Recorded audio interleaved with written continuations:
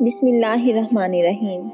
معزز سامعین، حضرت ابراہیم علیہ السلام سے نمرود کا مناظرہ ہوا، جس کا ذکر قرآن پاک کی سورہ بقرہ میں اللہ رب العزت نے کچھ یوں ارشاد فرمایا: اے محبوب، کیا آپ نے نہ دیکھا تھا اس شخص کو جو ابراہیم سے جھگڑا اس کے رب کے بارے میں، اس پر کہ اسے اللہ تعالیٰ نے بادشاہی دی تھی؟ اس شخص سے مراد اس وقت کا بادشاہ ہے جس کا نام نمرود ابن کنعان ہے۔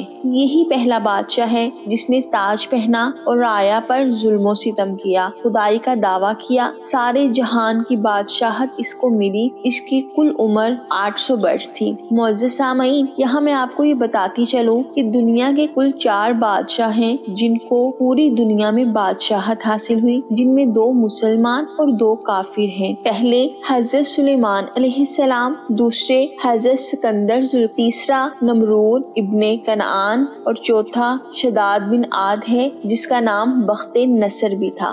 معزز سامعین، بخت نصر ہی وہ انسان ہے جس نے اللہ تعالیٰ کے مقابل خدائی کا دعویٰ کرتے ہوئے عدن کے جنگلات میں ایک جنت بنوائی تھی۔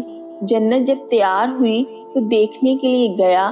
ابھی اس کے گھوڑے نے اپنے دونوں پاؤں کو اس مصنوعی جنت میں رکھا ہی تھا کہ اسرائیل علیہ السلام کو حکم ہوا کہ اس کی روح قبض کر لو، جس کا تفصیلی ذکر میں پچھلی ویڈیو میں کر چکی ہوں۔ معزز سامعین، اللہ تعالیٰ نے جب ارشاد فرمایا کہ اے محبوب، آپ نے اس شخص کو نہیں دیکھا جس نے ابراہیم سے جھگڑا کیا اس کے رب کے بارے میں کہ اسے اللہ تعالیٰ نے بادشاہت دی تھی، جبکہ ابراہیم نے اس سے کہا میرا رب وہ ہے کہ زندہ کرتا ہے اور مارتا ہے، یعنی اجسام میں موت و حیات کو پیدا کرتا ہے۔ ایک خدا کو نہ پہچاننے والوں کے لیے یہ ایک بہترین ہدایت تھی، اور اس میں بتایا گیا تھا کہ خود تیری زندگی رب کے وجود کی شہادت دے رہی ہے، یعنی موت و حیات اللہ رب العزت کے ہاتھ میں ہے۔ اس کے وجود سے بے خبر رہنا جہالت کا کمال اور انتہائی بد نصیبی ہے۔ یہ دلیل ایسی زبردست تھی کہ اس کا جواب نمرود سے نہ بن پڑا، اس خیال سے کہ مجمع کے سامنے اس کو لاجواب شرمندہ ہونا پڑ رہا ہے، تو اس نے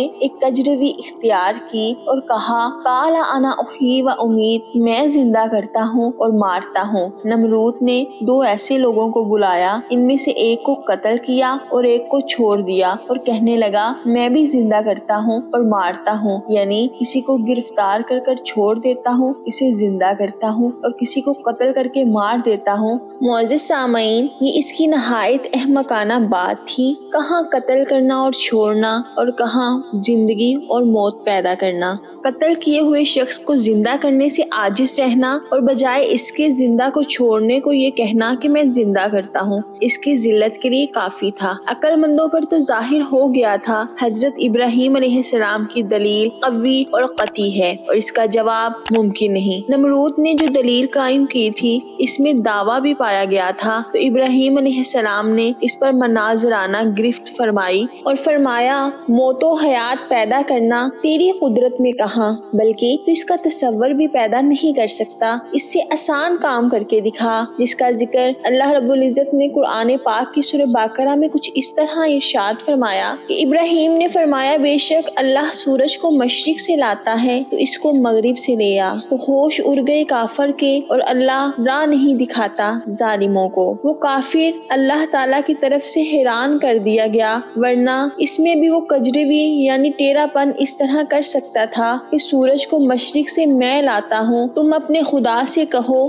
کہ وہ مغرب سے لے آئے، لیکن اللہ تعالیٰ نے اسے مبہوت کر کے لاجواب کر دیا اور اس طرح ذلیل ہوا۔ جب اس سے کوئی جواب نہ بن سکا تو کہنے لگا میرے پاس تمہارے لیے کوئی خوراک نہیں، تم اپنے رب سے مانگو وہی تمہیں دے جس کی تم عبادت کرتے ہو۔ نمرود جب روئے زمین کا بادشاہ تھا تو وہ مبہوت کیوں ہو گیا، اس کے ہوش کیوں اڑے، اور وہ خدائی کا دعوے دار بھی تھا تو اس نے یوں کیوں نہیں کہا کہ مشرق سے سورج میں لاتا ہوں، تم اپنے رب سے کہو کہ وہ مغرب سے نکالے۔ تو معزز سامعین، اس کا جواب یہ ہے کہ نمرود کو معلوم ہو چکا تھا کہ حضرت ابراہیم علیہ السلام کے رب کو جب یہ طاقت حاصل ہے کہ ابراہیم علیہ السلام کو اتنی بڑی آگ سے بچا لیا، تو اگر میں نے یہ مطالبہ کیا کہ وہ سورج کو مغرب سے لے آئے تو ابراہیم علیہ السلام کے کہنے پر وہ سورج کو مغرب سے بھی لے آئے گا۔ اس میں میری ذلت اور رسوائی زیادہ ہے، میری خدائی کا بھرم کھل جائے گا اور جو بے وقوف مجھے خدا مان رہے ہیں وہ بھی مجھے چھوڑ جائیں گے۔ معزز سامعین، اللہ تعالیٰ کے نبی سے جھوٹے خدا کا مقابلہ کرنا اور غالب آنا ممکن ہی نہ تھا، کیونکہ اللہ تعالیٰ اپنے نبی کی امداد کر رہا تھا اور جھوٹے خدا کو ذلیل کر رہا تھا۔ نبی کا مقام بہت ہی بلند ہے، پھر نبی بھی جلیل القدر اور بلند شان والا، اللہ کا خلیل۔ اس کے مقابلے میں کافر نے ذلیل ہونا